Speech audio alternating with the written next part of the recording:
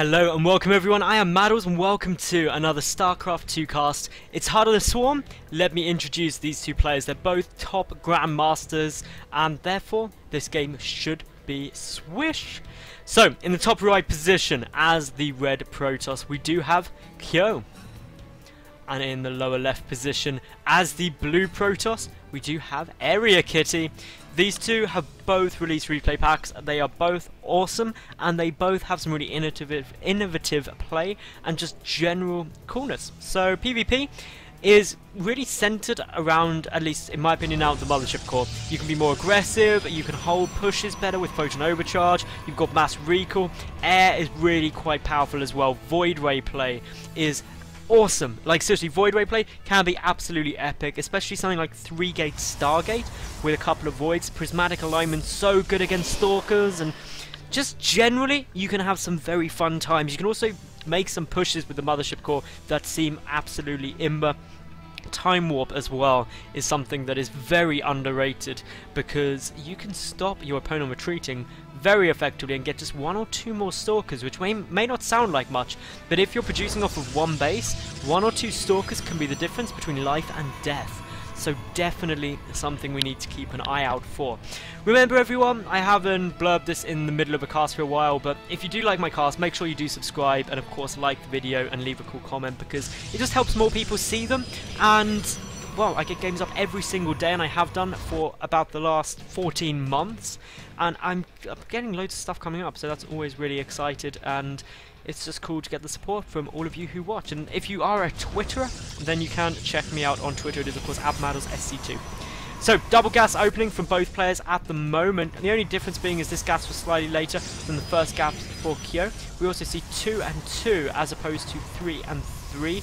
May not seem like a big difference, but it just means that actually Kitty isn't committing quite as much to the gas. The tech will be slightly more delayed, we'll have slightly more minerals, and therefore we also see Kyo having to cut a little bit of probe production in order to get this cyber core out, and has actually cut the probes at just 17, now restarting it, but it's not a big cut, it's just a couple of seconds mean that he's about a worker behind now, and that isn't a big deal, but it's enough that it can make a difference to this game. However, we do see that Kyo is ahead in the gas quite substantially by about 50 gas already, and considering it's 3-3 gas against 2-2 gas, then it will make quite a big difference as this game goes on. Probably by the time the cyber core is finished, it'll be about 100 gas. So actually even a bit over 100 gas now. That means that there's additional Stalkers and Sentry capability out of Kyo compared to that of Kitty. Also the Stargate can come out, but it looks like Kyo is just going to be using that extra gas for the Mothership Core coming out quite a lot earlier. And you can tell, this is something that some people may not realize, you can tell when a Mothership Core is researching because of this animation. It doesn't do that for probes or anything else, so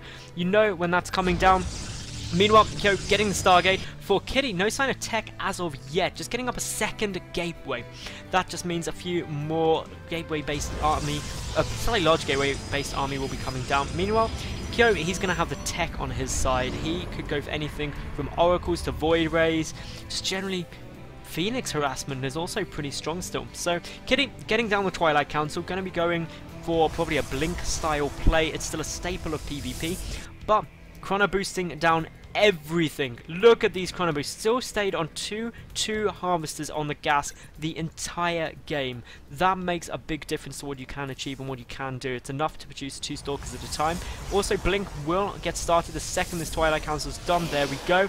So you might be thinking I'm just psychic, but no, you can predict all of these things just by looking at the resources tab and also what buildings are coming out. So it's not exactly an exact science or me being psychic, it's just knowing what is the current metagame.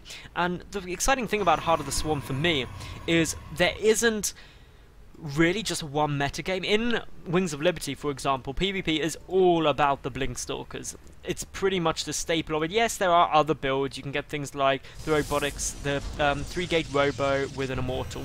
But generally speaking, you just see so much come down, so regular. It comes down to Stalker on Stalker Blink battles an awful lot of the time, or at least on one side.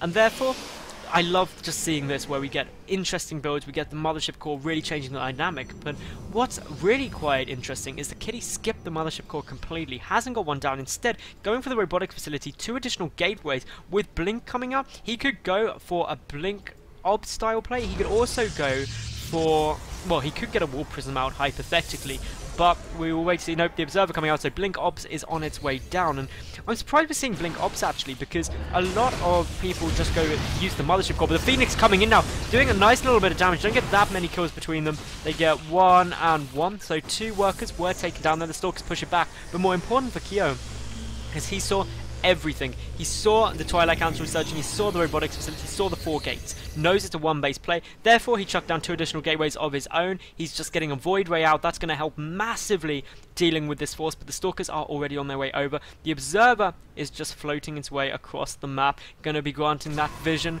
but well, what is there to defend for Kyo? He's got Warp Gate tech finished. He needs to make these 2 gateways into Warp Gates so quickly. Seriously, do it, Kyo. Kyo, do it. Do it, do it. His attention all in the middle on these Phoenix, but if he doesn't start producing, he could be running into some problems, because behind this, of course, Kitty is still producing, still getting down the macro hatches. There goes the Warp Gates. This is going to be a tough hold to make, because there's a good number of Blink Stalkers out already. There are 11 Stalkers against 2 and 1 Void Ray. The Mothership Core going to be essential. The Phoenix going to have to start lifting some of these up. It's going to be a tough hold. Where is the Photon Overcharge? There we go. So it is on its way down. One of those Stalkers is just going to get away with 3 health. That was very close. There was a proxy pylon down as well for Kyo. The Phoenix are still harassing.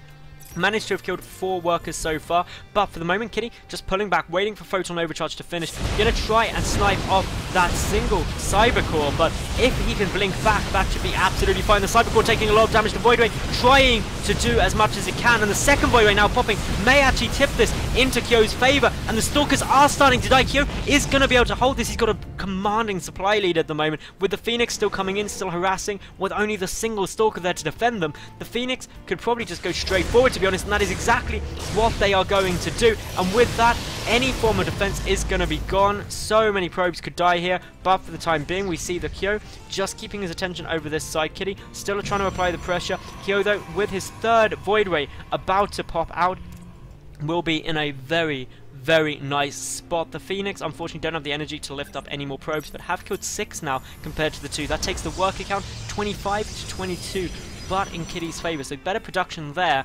The problem being, though, is those Void Rays. They are so strong. The Cyber Core trying to get focused down. Photon Overcharge being used again. The Cyber Core will fall. That means no more Stalkers or Sentries for quite a while. But now Kyo getting down the Oracle. Gonna try and go for a bit more harassment. Gonna try and take out even more of the workers. Kitty, though, following this up with a Dark Shrine. So if behind Dark Shrine, no detection out yet. But of course, that Oracle does give the option for detection within vision, and therefore that means that Kyo will be okay still, even though he doesn't have a robotics facility. The Cyber Core getting rebuilt, Kitty pulling back for the time being. The Phoenix, did the Phoenix spot that actually? Let's take a quick look, because I'm not actually certain if they did.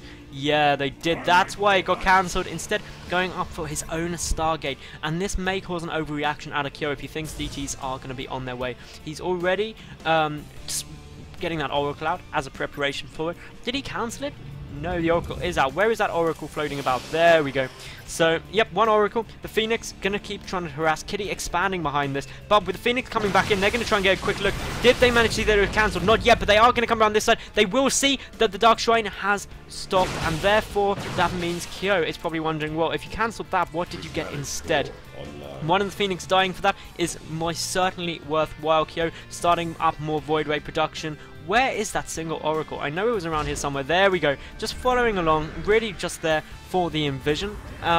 That's its primary purpose for the time being. We do have some pylons that could be going down very soon. That Void Ray does spot that pylon. Meanwhile, though, 1 Zealot chipping away at the natural base, but a lot of Stalkers on their way down. Upgrades are non-existent. Only Blink is the only thing that's been upgraded this entire game for the moment. The Void Rays starting to work away. Meanwhile, Kyo getting up its robotics base, still producing more Void Rays. Void Rays coming out for Kitty as well. This is going to be a big Stalker Void Ray battle, but the advantage for Kitty is he does have Blink. That actually makes quite a substantial difference to this game. It allows you to micro those Stalkers so much more effectively, get so much more use out of them.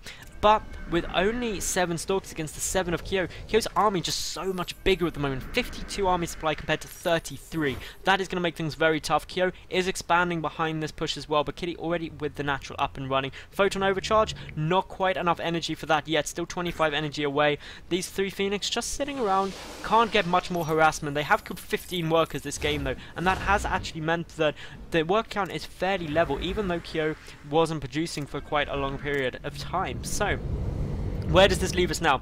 The Void Ray in that count is 5-1. Kyo is going to be moving in. This is going to be such a tough hold. There is not enough energy for a Photon Overcharge quite yet, but it's getting ever so close. If the Mothership Core get focused down, that would be a big loss. But what we're seeing now is just the Void Ray on Void Ray action. The Mothership Core does now fall. The single Immortal up on the high ground, trying to do some extra damage, but I think Kyo's going to take it. And there is the GG out of Kitty, knowing he just can't hold off that much force. But that was a tense game, constant aggression, constant battling back and forth.